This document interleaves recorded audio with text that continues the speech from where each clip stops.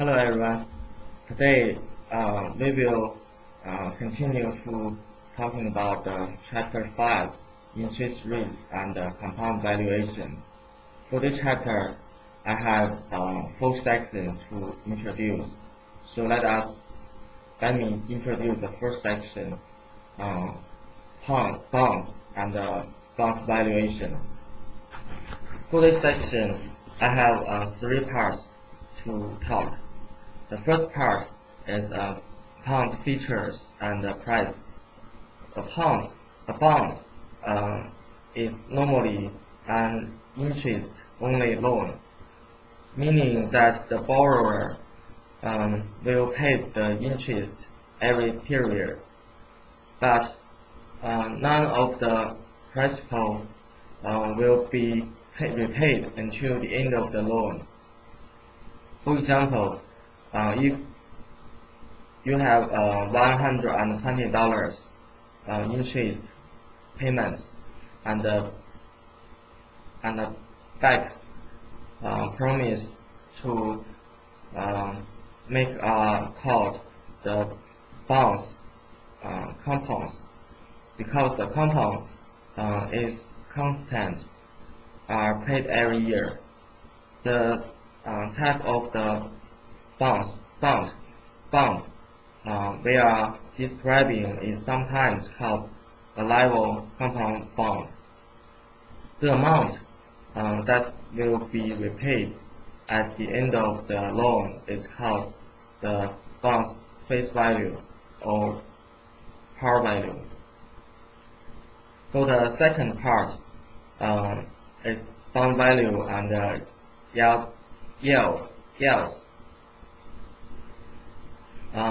This is interest rate required in the market on a bond is called the bond's yield to maturity. This rate is sometimes called the bond's yield for short. Given all this information, we can calculate the present value of the cash flow as the estimate of the bond's current market value. For example, we suppose the X were to issue a bond with 10 years to maturity. The X bond has an annual compound of $80. Similar bonds have a yield to maturity of 8%. Based on our preceding discussion, the X bond will pay $80 per year for next 10 years. In next 10 years, X will be paid $1,000 to the owner of the bond. The cash flow from the bond are shown in the figure 5.1. And there has a question that what would the bond sell for? For solve this question, there have 2 steps. The first one is that going rate of 8%, the percent value of the 1,000 paid in 10 years. So the percent value is equal 463 dollars 19 cents. And the second step, that was the pound offers $80 per year for 10 years per year for 10 years.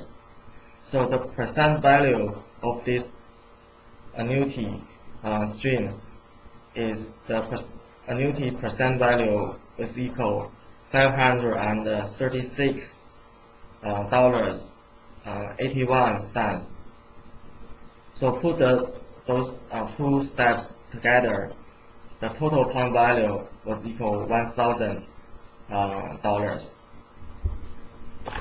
So let me introduce the last part of this section, that is interest rate risk.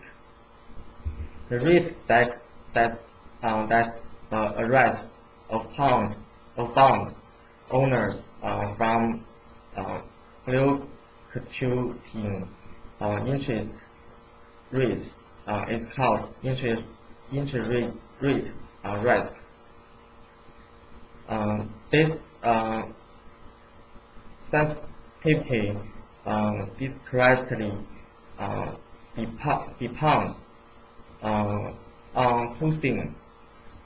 The first one is the time of maturity, and the second is the compound rate. We will see the monetary. You should keep the following in mind when looking at the bond. The first one,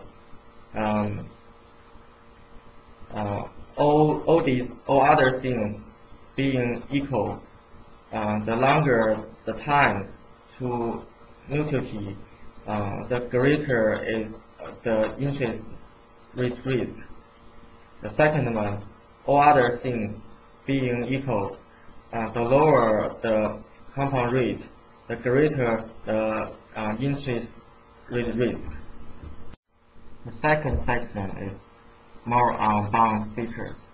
In this section, we continue our discussion of corporate debit by describing in some detail the basic terms and the features that make up a typical long-term corporate bond. We discuss additional issues associated with long-term debit in subsequent sections. Financial point of view, the main difference between the debit and equity are 3 points. First point, debit is not an ownership interest in the firm. The second point is the corporation's payment of interest on debit is considered a cost of doing business and is full tax deductible. The last point is unpaid debit is a liability of the firm. For this section, we have 3 parts. The first part is long-term debit. The basics. All long-term debit securities are promotions made by the issuing firm to pay principal when due and to make timely interest payment on the unpaid balance. The maturity of the long-term debit instrument is the long of time the debit remains outstanding with some unpaid balance. The debit securities are typically called notes or bonds. Strictly speaking, bonds is secured debit. The two major forms of long-term debit are public issue and privately placed. The main difference between the public issue and privately placed debit is that the latter of discretely placed with lender and not offered to the public, because this is the prevent transition of specific terms up to the parties involved. The second part is the indenture. The indenture is the written agreement between the corporation and the creditors. It is sometimes referred to as the deed of the trust. Usually, a trustee is appointed by the corporation to represent the bondholders. The trust company must make sure the terms of the indenture by obeyed. The manager the sinking fund and the represent the bondholders is about. That is, if the company default on the payment of the pound indenture is the legal document. It can run several hundred pages and generally makes for very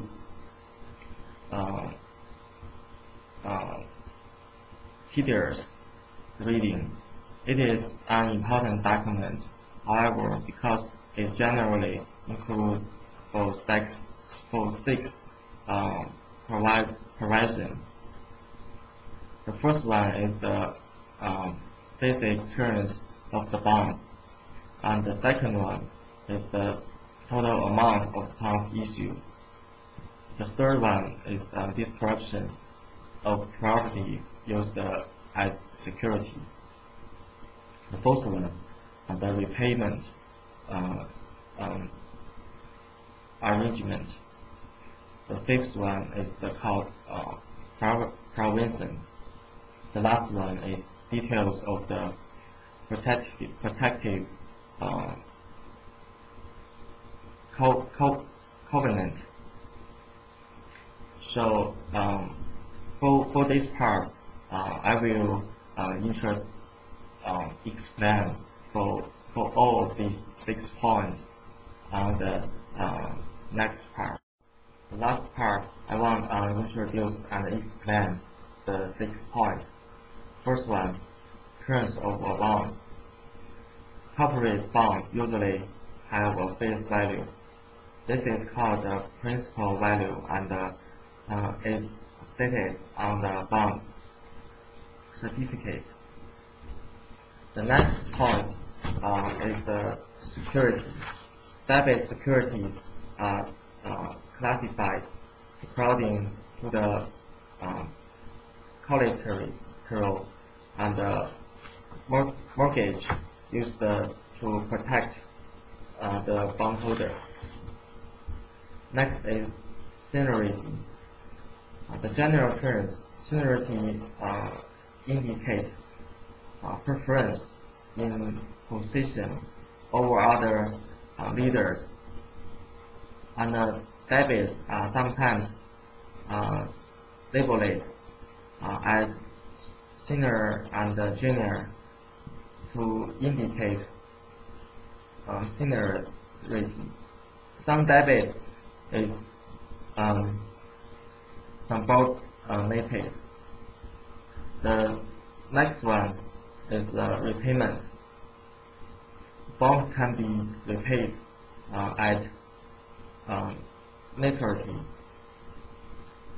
at which time the bondholder will receive the stated or face value of the bond, or they may be repaid in part or in entirety before maturity. early payment. Um, early repayment in some form is more typical and is often handled through thinking fund. A thinking fund is amount managed um, by the fund trustee of the purpose of repaying the bond. There are many different kinds of thinking fund art, uh, arrangements, and the details would be uh, spelled out of the indenture. The first one is some thinking fund start about 10 years after the uh, Intel issuance. The number two, some thinking fund establish equal payments over the life of the fund. The last one, some high quality fund establish payment to the thinking fund that are not subject to redeem the entry issue. As a consequence, there is the possibility of a large bond payment at maturity. Next point is called provision. The call provision allows the company to repurchase or call part or all of the bond issued at state price over the specific period. Corporate funds are usually callable. The last point is the protective covenant. The protective covenant is that part of the indenture or loan agreement that limits current action the company might otherwise wish to take during the term of the loan. Protective covenant can be classified into two types: negative covenant and positive covenant. Negative covenant have five